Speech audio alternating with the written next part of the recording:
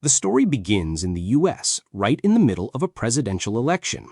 A new candidate named Ross is preparing for his campaign. He's nervous. It's his first time running for president. He talks to his assistant, asking if his daughter Betty has called, but she hasn't contacted him for a long time. We soon learn that Ross used to be in the army, and he hated superheroes. He especially hated Hulk, who was in love with Betty when she found out Ross tried to kill Hulk. She broke all ties with him. Now, to win the people's trust, Ross changes his tone in his speeches. He claims he now supports superheroes and even says his favorite is Captain America. He promises that if he wins, he'll let Captain America lead the charge against crime. 6 months later, Ross becomes the new president. His first order is to send Captain America on a mission to stop a dangerous gang that stole a powerful chemical from a Japanese ship. Cap travels to Mexico, takes out the gang, and retrieves the chemical. During the mission, he also hears cries for help coming from a church nearby. Captain America tells his assistant Joaquin to secure the chemicals while he enters the church. Inside, he fights more gang members and finally confronts their boss, Ced, but he escapes.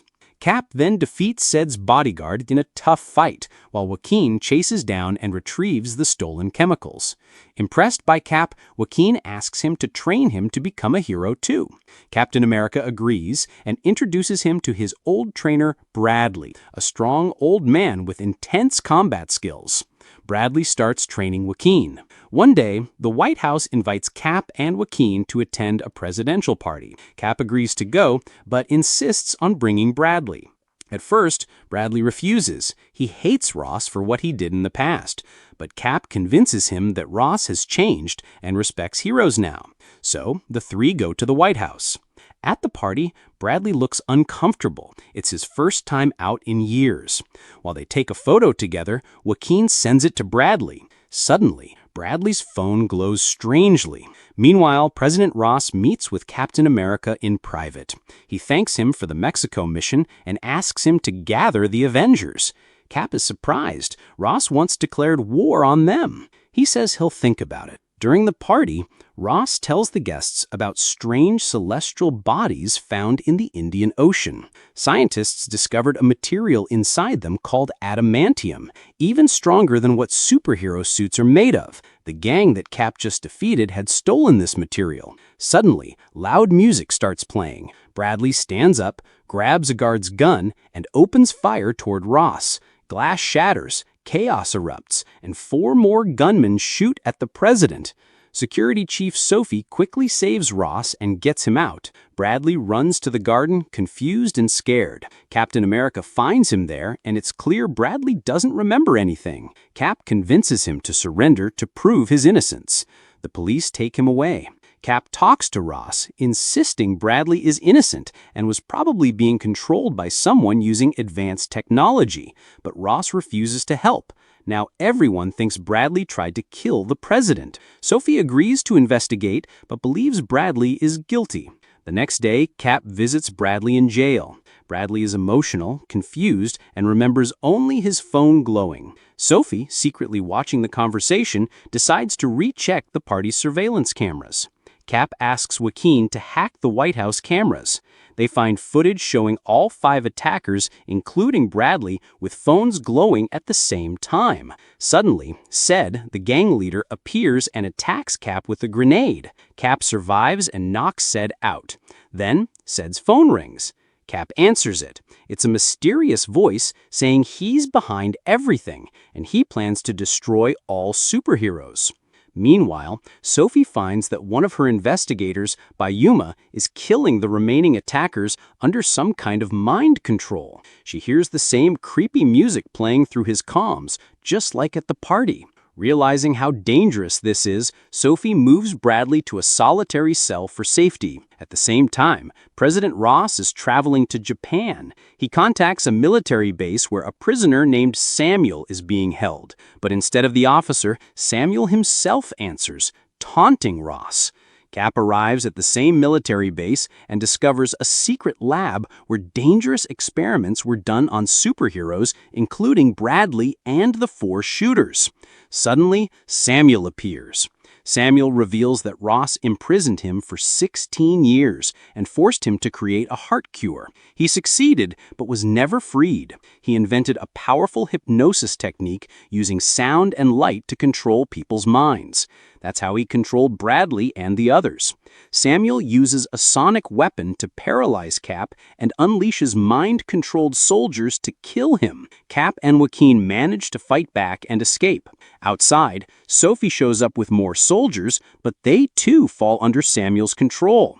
Sophie fights them off and tells Cap she now believes Bradley is innocent and Samuel is the true villain, but they are suddenly surrounded again, this time by real army troops sent by Ross. The soldiers try to arrest Cap and Joaquin, but Samuel's music plays through their radios, putting them under his control too. Cap, Joaquin, and Sophie escape in her car. They head to another army base where Keen plays the song to test if the soldiers there are affected, but nothing happens, so they feel safe. Cap decides to confront Ross directly. They learn Ross is aboard a battleship in the Indian Ocean. Cap and Joaquin fly there in full gear. They arrive just as Japanese warships are approaching Ross's ship. A misunderstanding could lead to war. Cap tells Ross everything about Samuel. Ross reveals Samuel once imprisoned him for healing his weak heart, but ended up in prison because Ross couldn't let him go. Samuel must be doing all this out of revenge. Suddenly, American jets fire missiles at the Japanese fleet.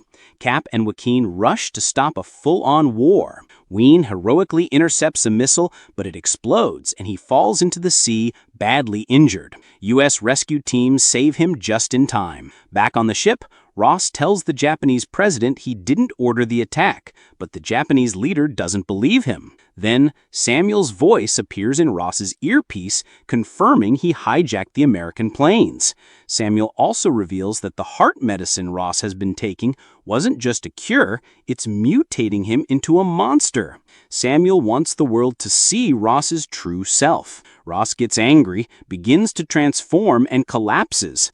But his assistant Taylor calms him. She tells him Cap stopped the war. She urges him to call the Japanese president and negotiate peace. The next day, Cap visits Joaquin in the hospital. He's alive, but hooked up to machines. Cap feels guilty for what happened. Meanwhile, back at the army base, a commander discovers that Ross's pills contained a radioactive energy that could turn him into a creature as powerful as Hulk.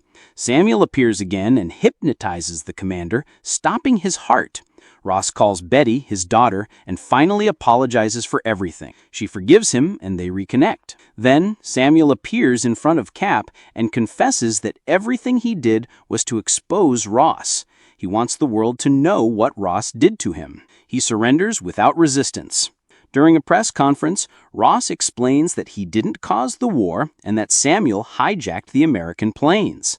But suddenly, a journalist announces that Samuel's confession has gone viral and recordings of Ross's admitting his crimes have been leaked. Ross starts to panic. His body shakes, and suddenly, he transforms into a red giant, just like Hulk, but angrier and more destructive. Taylor and the guards shoot at him, but it does nothing. Cap arrives and fights Ross. Nothing works. Ross is too strong. Jets attack, but he destroys them easily. Cap leads Ross away from civilians to a garden near the city. There, they fight a brutal battle. Ross throws trees and smashes Cap's wing, but Cap uses his second wing to stab Ross, triggering a massive energy blast. Ross survives and prepares to kill Cap, but Cap speaks calmly to him, reminding him of Betty. Ross softens, turns back to normal, and surrenders. The police arrest him. Sophie thanks Cap for saving the world twice.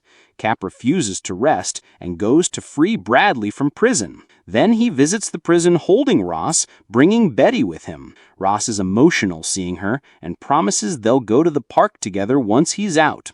Cap leaves them to reconnect.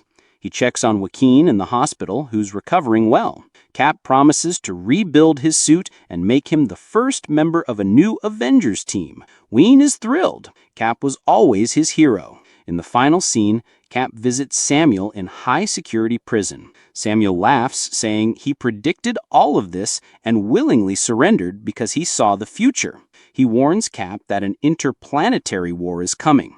Aliens and superpowered beings from other worlds will soon arrive, and they'll be more dangerous than anything Earth has faced. Cap listens silently. The real war is only just beginning.